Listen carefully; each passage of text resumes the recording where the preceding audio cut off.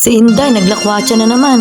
Hindi naman mga ka-boys. May get-together party kasi ang Grab and Rentals Drivers Association. Dahil booker ako at admin ng GC, isa ako sa organizer. Tumitingin kami ngayon ng pwedeng ibang raffle. Agaw pansin sa akin tong baso na to. Kaso ayoko kasi ng plastic eh. Parang yung kakilala ko lang. Charot, wala kaming nakitang maganda dito. Kaya dito muna kami pumunta sa mga disposables na kutsara tinidor. Mura lang dito kaya dinamihan na namin. Kumuha na din kami ng lagayan ng inihaw. Nakakuha na din ng kasama namin organizer ng electric pan na pangkotse para sa raffle. Kumuha na din kami ng plastic bowl para hindi lang driver ang matuwa. Pati mga misis nila matutuwa pag nabunot sa raffle. Wala dito sa DB Mart yung iba pa namin kailangan kaya nagbayad na kami. Yung ibang kasama ko pang organizer ayaw magpakita sa video. Si Inday lang talaga ang makapalang muka. Isinama ko nga din palang dalaga ko para hindi mainip sa bahay. Saan pa bang bagsak namin? Dito na naman sa RCS. Nako, RCS, bekene men. Kasama din ang ate ko. Co-admin ko siya sa GC at admin ng page ng rentals. Kaya isa din siya sa organizer. Dito na nga namin nahanap sa RCS lahat ng mga kailangan namin. Mas kompleto kasi dito.